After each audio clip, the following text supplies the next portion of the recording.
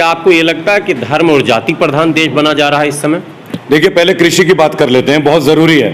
मैंने अपने एक वीडियो में एक प्रश्न उठाया था कि अगर एक डॉक्टर अपनी विजिटिंग फी 1,000 रुपये ले सकता है, अगर एक मैकेनिक अपनी विजिटिंग फी ले सकता है, तो एक किसान अपने सब्जी और फल का रेट क्यों नहीं फिक्स कर सकता? क्या कृषि एक उद्योग नहीं है? यहाँ पौंटी चड्डा जैसे लोगों को पोल्ट्री के लिए ज़मीन दे दी जाती है, रिलायंस को दे दी जाती है, तो क्या हमारा किसान खेती को औद्योगिकरण में नहीं परिवर्तित कर सकता? वो रेट और प्याज और टमाटर का रेट क्यों नहीं फिक्स कर सकता? किसान गन्ने का रेट क्यों नहीं फिक्स कर सकता? उत्तर प्रदेश एक ऐसी सरकार है जो गन्ने की राजनीति पे चलती है, तो गन्ना मिलों का काम सीधा हमारे किसानों को क्यों नहीं दिया जाता? ये सवाल तो कृषि के लिए था। अब आपके दूसरे सवाल का उत्तर कि देश धर्म और जाति के नाम पे, तो देखिए, हमारे देश में विविधता में एकता का सभ्यता बहुत पुरानी रही है।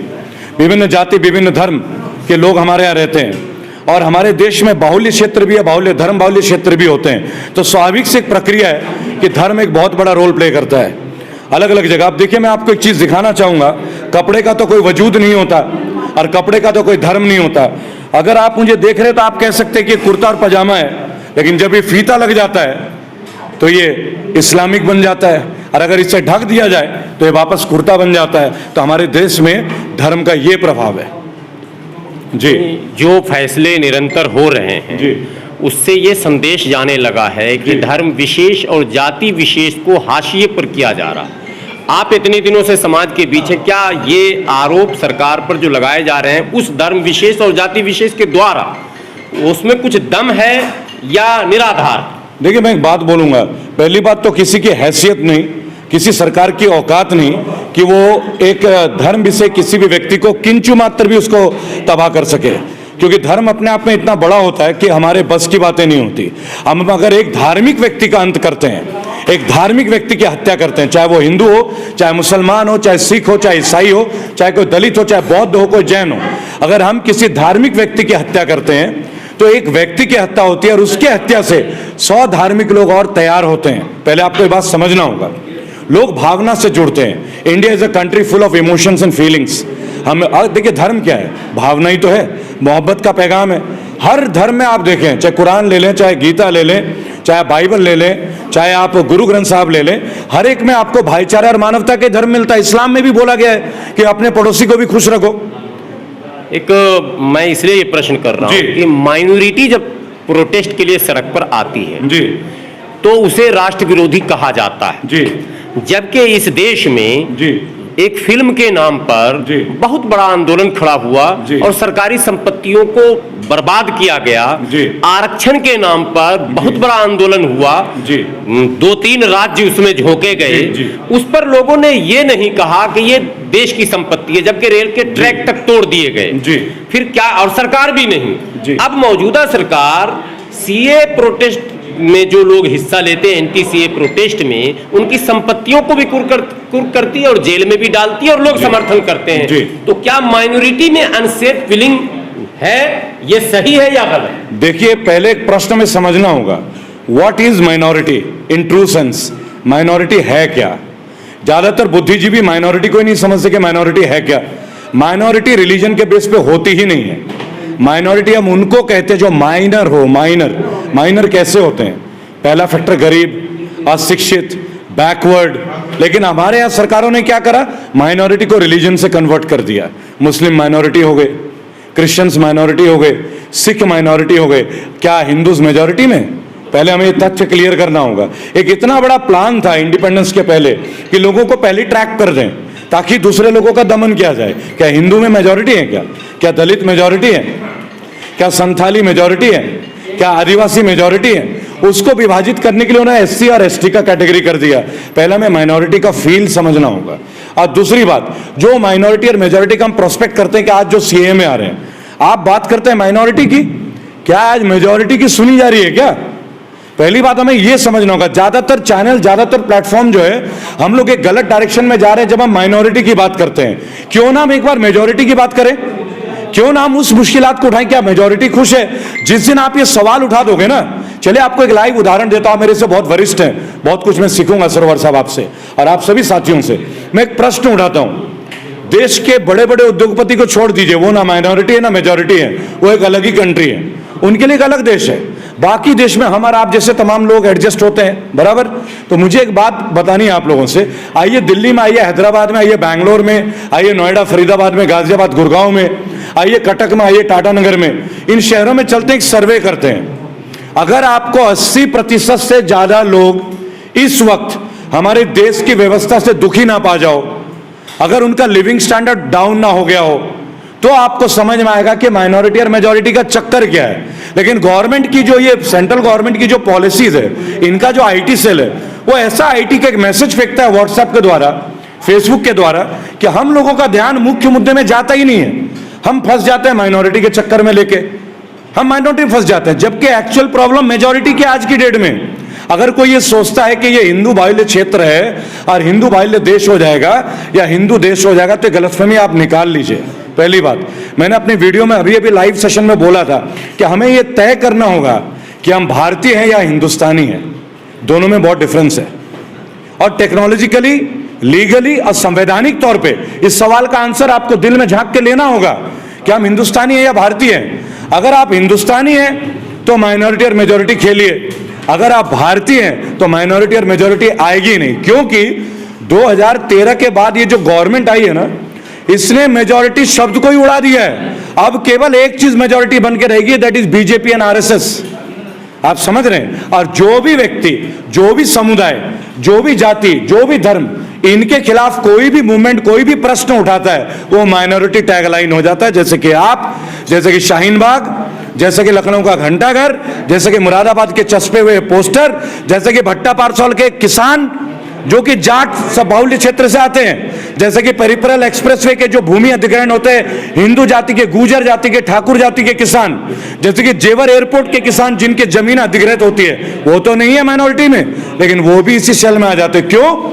सरकार के खिलाफ आवाज उठाइए और जेल में आपके स्वागत है, अच्छे दिन आ गए। तो हमें कहीं ना कहीं ये मैसेज देना होगा कि माइनॉरिटी नाम का चीज ही नहीं रहा। पूरी मेजॉरिटी को पहले माइनॉरिटी बना दिया, और जो बाकी बचे कुचे लोग हैं उन्हें जेल में डालने की पूरी तैयारी है। एक व्यक्तिगत प्रश्न पूछिए ना प्लीज। जो जेल की बात आपने कही, जो मैं कह रहा हूं, जी, बड़े प्रोटेस्ट हुए इस देश में और आज भी हो रहे हैं। जी जी। बहुत सारे सामाजिक कार्यकर्ता इस देश में आज भी पैदा हो रहे हैं। जी भैया, खाना क्या कारण है? मैं बार बार वहां आपको ले जाना चाहता हूं जी, कि अगर मुस्लिम एक्टिविस्ट खड़ा होता, आप शब्द मैं मुस्लिम लगा रहा हूं, माइनॉरिटी मेजॉरिटी को बहुत अच्छा आपने डिफाइन कर दिया। मुस्लिम एक्टिविस्ट आता है तो उसकी जगह तो जेल है, लेकिन नॉन मुस्लिम में मैं व्यक्तिगत बिल्कुल ये प्रश्न है, जवाब दूंगा। अपर कास्ट के जितने भी हैं, जी जी जी, उनको कहाँ आप देखें, मुंबई से लेकर और बिहार तक लोग सरकार के खिलाफ भद्दे भद्दे गालियों का भी प्रयोग करते हैं और आजाद घूम रहे हैं। जी, क्या फर्क है? क्यों ऐसा? देखिए, मैं पहले एक बात बता दूं कि मजहब नहीं सिखाता आपस में बैर रखना। ये लाइन किसी बुजुर्ग साहब ने कहा था और मैं उसे फॉलो करता हूं। किसी बुजुर्ग साहब को इसलिए बोल रहा हूं, अगर उनका नाम ले लूं तो वो हिंदू मुस्लिम हो जाएंगे, लेकिन बुजुर्ग साहब तो सबके होते हैं। मैं अपने बुजुर्ग को कैटेगराइज नहीं करता। मेरे लिए सभी बुजुर्ग मेरे अपने, मेरे वालिद की तरह हैं। आप समझ रहे? वालिद यानी कि फादर साहब का दर्जा। अब आपको जवाब देता हूं, अखिल गोगोई मुस्लिम तो नहीं है। सुनिएगा मेरी बात। अभी भारद्वाज मैडम जो अर्बन नक्सलिज्म का केंद्र चला था आज से 4 महीने पहले, उनमें से एक भी मुस्लिम नहीं थे, सारे हिंदूज थे। नक्सल के जितने लोग हैं एक भी मुसलमान नहीं है, आपकी जानकारी के लिए, वो सब हिंदू थे, जेलों में बंद है। सवाल हिंदू और मुसलमान का नहीं है, ये बात भी इन्होंने हमारे दिमाग में घुसाया। आपको समझना होगा, इनका आईटी सेल आपको मेरे से अलग कर रहा है, एक्टिविज्म में भी। अरे बहुत बड़ा प्रोपेगेंडा। जिस दिन आप इस प्रोपेगेंडा को समझ गए ना, उस दिन भारत एक हो जाएगा। उसको समझने के लिए आपको पहले बात समझना जरूरी है कि चाय जब आप पीते हो ना, चाय, वो चाय के बगान में कौन सा मजदूर है, मजदूर की कोई जात नहीं होती। आप जिस बिल्डिंग में खड़े हो, बिल्डिंग मजदूरों ने बनाया, मजदूर की कोई जात नहीं होती। वही जात हमें अपने अंदर लाना है कि हमारी कोई जात नहीं है। पहली, अभी तक तो हम इन्हें बता रहे हैं कि हमारी जात है, माइनॉरिटी है। एनआरसी सीए में हम बता रहे हैं क्या माइनॉरिटी है। हमें ये बंद करना होगा क्या माइनॉरिटी। हमें ये कहना होगा कि एनआरसी गलत है। कैसे गलत है? आओ मेरे सामने आमना सामना करो, आओ संवैधानिक तौर पे आमना सामना करो, आओ कागज हम दिखाएंगे और जरूर दिखाएंगे। कौन कहता है कि कागज नहीं दिखाएंगे? गलत है। कागज हम दिखाएंगे। क्यों नहीं दिखाएंगे? आप कागज बनवाओ तो सही। जो व्यक्ति 1970 में पैदा हुआ है, उसका बर्थ सर्टिफिकेट बना था क्या? जो व्यक्ति 1970 में पैदा हुआ है, 5% लोग नहीं मिलेंगे आपको, 5%। आज से 15 साल पहले मैट्रिक का जो सर्टिफिकेट होता था वह हाथ से रिटर्न होता था ना जी, बिहार, बंगाल, उड़ीसा हर जगह में। अब कंप्यूटर आ गया, तो जिस जमाने में आप रहो उस जमाने की बात करो, जिस दौर से आप गुजरो उस दौर का जिक्र करो। अगर ये बीजेपी वाले उस दौर का जिक्र करेंगे, हम इन्हें उस दौर में भी ले जाएंगे। ये हमें माइनॉरिटी में ले जाएंगे, हम अशफाकुल्ला खान की गिनती कराएंगे। ये हमें माइनॉरिटी में ले जाएंगे, हम हामिद गुल के बारे में जिक्र करेंगे। ये हमें माइनॉरिटी में ले जाएंगे, हम गुरु गोविंद सिंह के बारे में जिक्र बताएंगे। ये जो हिंदुत्व के चोचले वाले लोग हैं, इन्हें हम बताएंगे हिंदुत्व को बचाने वाला कौन था। सिख कौम क्यों बना था? सिख, हर घर से एक सिख बना था, हर परिवार से एक लड़का जो सिख बना था। क्यों बना था? हिंदुओं की रक्षा के लिए। किनके खिलाफ? मंगोल आक्रमणकारी के खिलाफ, तुर्क आक्रमणकारी के खिलाफ, चंगेज खान के खिलाफ। क्या ये मुसलमान थे? आपको पहले ये समझना होगा, या पहले ये मंगोलकारी थे? अब हमारे देश में वही बात आ गई, पाकिस्तान का व्यक्ति भी मुसलमान है, सऊदी अरब का व्यक्ति भी मुसलमान है, और इंडिया का मुसलमान भी मुसलमान है। तो क्या इंडिया का मुसलमान सऊदी अरब का हो जाता है? क्या इंडिया का मुसलमान पाकिस्तानी हो जाता है? ये बीजेपी के लोगों को हमें ज्ञान देना होगा। और जब तक हम माइनॉरिटी खेलेंगे, रेबल ये बातें कभी नहीं करेगा। रेबल ये बोलेगा सेव इंडिया, इसीलिए प्लेटफॉर्म बनाए सेव इंडिया। हम इन लोगों को ये बताएंगे कि आप पहले फर्क बताइए नेशनैलिटी और रिलीजन। आप अभी तक बीजेपी की वार को नहीं समझ पाए, जो हम पत्रकार भाइयों को अब समझना पड़ेगा।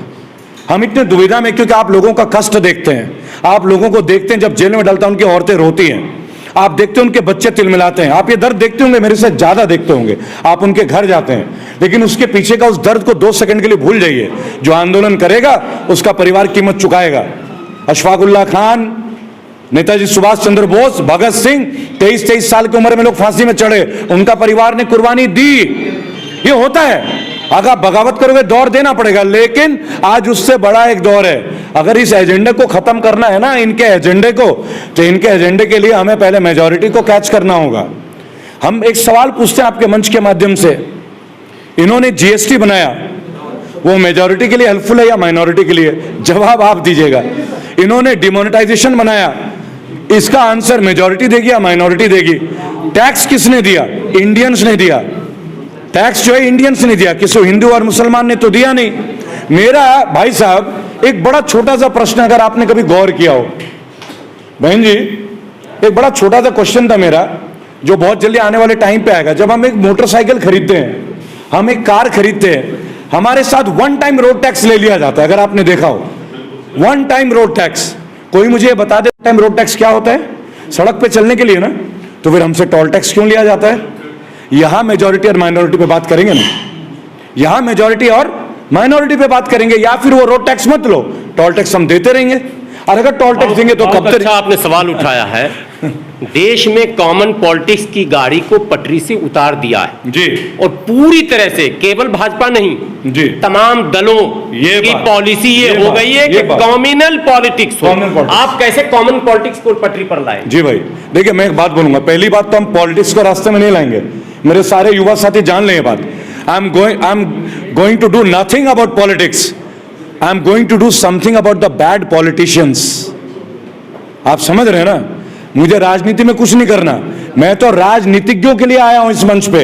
मुझे बुरे राजनीतिक सुधारने हैं। जब तक इन बुरे राजनीतिकों के ये मैसेज ना जाए ना कि 1 लाख लोग तुम्हारे घर के दरवाजे पे खड़े होंगे, शांतिपूर्ण तरीके से खड़े होंगे, लाठी लेके नहीं, आप उसी घर से निकलोगे, अपने गेट में गाड़ी में निकलोगे, और आप जब उस गाड़ी से निकलोगे और हम यूं खड़े रहेंगे और आपको दिखाएंगे get well soon, come soon to us, return to your own selected area, return to your संसदीय क्षेत्र, बेशरम व्यक्ति भी शर्मिला हो जाता है। समझ रहे हैं आप? इंसान के अंदर गैंडे की खाल नहीं होती, इंसान के अंदर इंसान की चमड़ी होती है।